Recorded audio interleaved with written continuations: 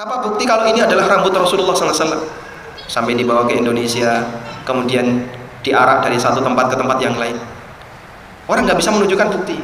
Mana ada buktinya? Nggak ada. Kita nggak tahu itu rambut siapa.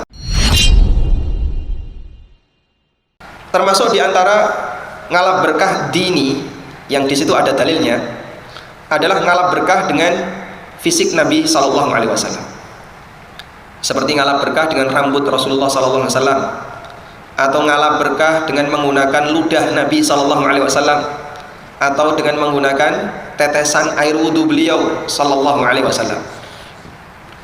Ini dipraktekkan oleh para sahabat yang menjumpai Rasulullah Sallallahu Alaihi Wasallam. Diceritakan oleh Ibnu Sirin. Kata Ibnu Sirin, "Indana min sya'rin Nabi Sallallahu Alaihi Wasallam asabnahu min qibali Anas." Saya memiliki beberapa helai rambut Nabi Sallallahu Alaihi Wasallam yang saya dapatkan dari Anas bin Malik. Kata Ubaidah yang mendengarkan pernyataan Ibnu Sirin ini, li an takuna indi sya'ratun minhu ahabbu ilayya minad dunya wa ma fiha. Andaikan satu helai rambut yang kamu miliki itu kamu kasihkan kepadaku, itu lebih baik dibandingkan dunia seisinya. Untuk apa rambut Nabi sallallahu alaihi wasallam? Anas bin Malik radhiyallahu anhu ketika memiliki itu, dan itu dari ibunya Ummu Sulaim.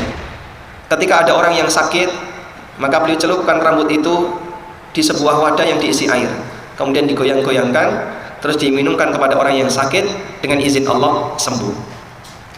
Bagian dari ngalap berkah terhadap fisik Nabi Sallallahu Alaihi Wasallam, sebagaimana disebutkan dalam Sahih Bukhari. Demikian pula praktek yang pernah dilakukan oleh Asma bintu Abi Bakrin radhiyallahu anhuma. Beliau menceritakan, saya memiliki sebuah jubah yang saya dapatkan dari Aisyah radhiyallahu anha.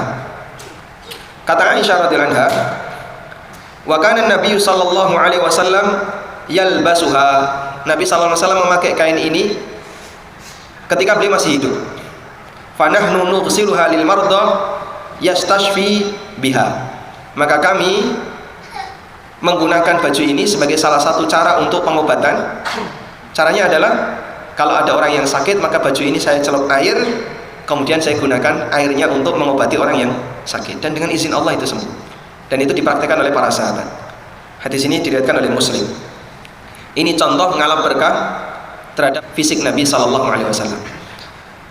Nah, kemudian terkait ngalap berkah terhadap fisik Nabi Sallallahu Alaihi Wasallam, ulama memberikan dua catatan.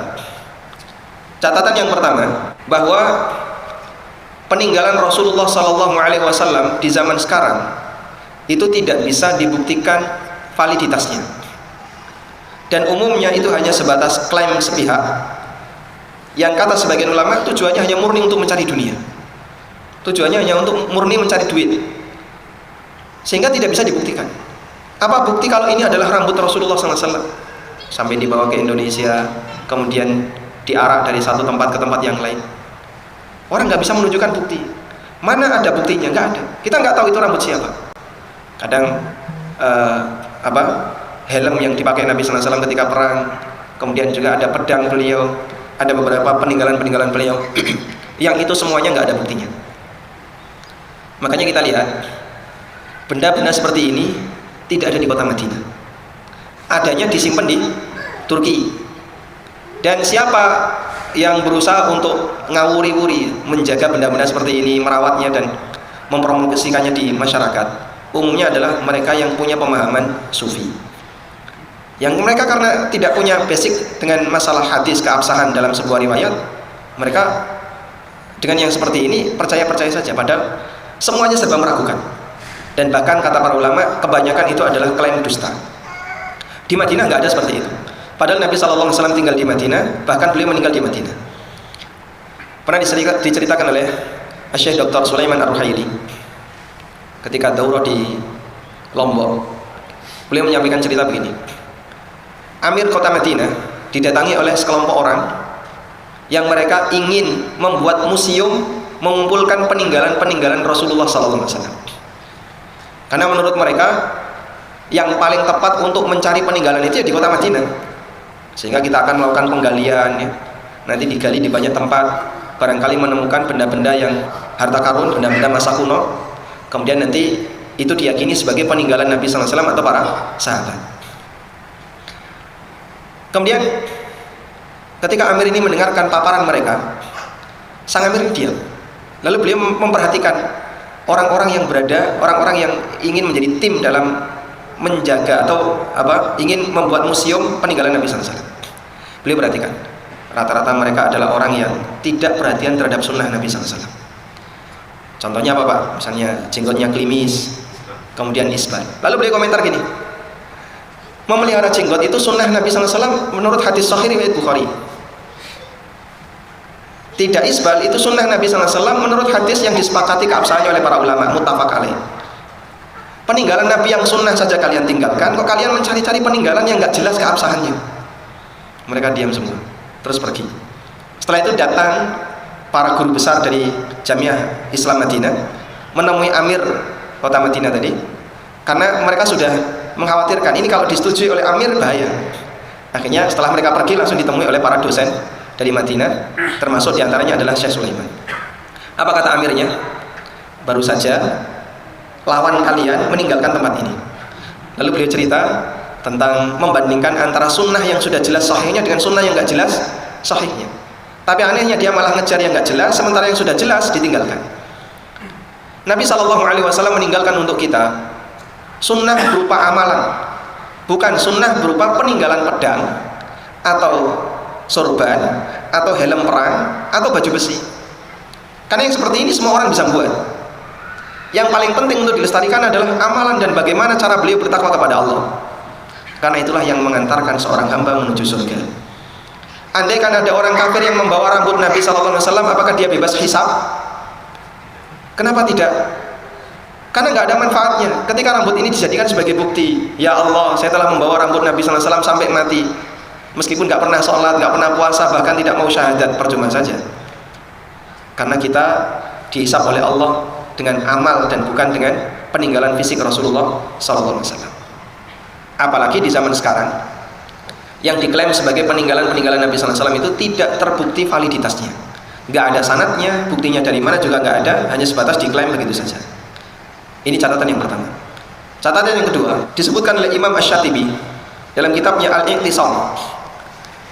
Imam Asy-Syatibi rahimahullah dalam Al-Iqtisam menyebutkan bahwa tabarruk yang paling afdol adalah tabarruk dalam bentuk amal soleh dan bukan tabarruk dalam bentuk mencari peninggalan Nabi SAW. Bukan bentuk tabarruk fisik Rasulullah SAW. Kenapa yang paling afdol tabarruk dalam bentuk amal soleh? Beliau memberikan dua alasan. Alasan yang pertama, karena amal soleh inilah yang menjadi tujuan manusia diciptakan oleh Allah Ta'ala. Wa ma khalaqtul jinna wal insa illa liya'budun. Tidaklah aku ciptakan jin dan manusia kecuali agar mereka beribadah kepadaku. Dan bentuk ibadah seorang hamba kepada Allah adalah melakukan amal saleh. Alasan yang kedua, kenapa tabaruk dengan amal saleh lebih afdal dibandingkan tabaruk dengan fisik Nabi SAW? Alasan yang kedua adalah tidak dijumpai riwayat para sahabat yang senior seperti Abu Bakar, Umar, Utsman maupun sahabat senior yang lainnya, mereka ngalap berkah dengan memperebutkan ludah atau sisa air wudhu Nabi SAW. Padahal tiap hari mereka bersama beliau. Tapi Abu Bakar tidak ikut berebut ketika orang memperebutkan air wudhu beliau atau memperebutkan sisa tetesan wudhu beliau atau ludah beliau.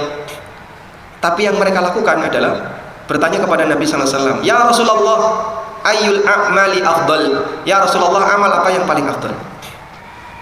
Sehingga yang ditanya oleh para sahabat senior itu, bagaimana caranya agar saya bisa punya amal yang mengantarkan kepada surga? Amal apa yang paling afdal? Riwayat kayak gini kan banyak ya. Mereka bertanya kepada Nabi SAW tentang amal yang paling afdal, doa yang paling mustajab, kemudian bagaimana caranya agar nanti bisa berbahagia di akhirat. Dengan amalan apa saya bisa berbahagia di akhirat? Bukan ngusap fisik Rasulullah SAW kemudian diusapkan ke badannya. Itu yang dilakukan oleh sahabat senior. Ini menunjukkan bahasanya mereka lebih memahami bahwa ngalap berkah, mendapatkan kebahagiaan dengan cara beramal soleh itu lebih tinggi tingkatannya dibandingkan ngalap berkah dengan fisik Rasulullah Sallallahu Alaihi Wasallam. Ada banyak riwayat tentang itu. Seperti Ibnu Mas'ud radhiyallahu anhu pernah bertanya kepada Nabi Sallallahu Alaihi Wasallam, ya Rasulullah, ayul a'mali afdal? Ya Rasulullah, amal apakah yang paling afdal? Kemudian Nabi Sallallahu Alaihi Wasallam menjawab, as-salatu ala waqtiha. Abu Hurairah juga pernah bertanya kepada Nabi sallallahu alaihi wasallam, "Ya Rasulullah, man as'adun nasi bi syafa'atika yaumal qiyamah?" Ya Rasulullah, siapakah manusia yang paling berbahagia karena mendapatkan syafaatmu di hari kiamat? Kemudian Nabi sallallahu alaihi wasallam memberikan jawaban, "Man qala la ilaha illallah mukhlishan min qalbi." Orang yang mengikrarkan la ilaha illallah ikhlas dari dalam hatinya, itulah orang yang akan mendapatkan syafaatku dan berbahagia dengan syafaatku ketika di hari kiamat. Sehingga ketika beliau ditanya, siapakah orang yang akan berbahagia mendapatkan syafaat dari Nabi sallallahu alaihi wasallam? Beliau tidak menjawab, orang yang merayakan maulidku, orang yang mengadakan acara ketika peristiwa ini, atau yang ngalap berkah dengan jasadku, tidak. Tapi pakai amal pribadi, yaitu mentauhidkan Allah Subhanahu wa taala.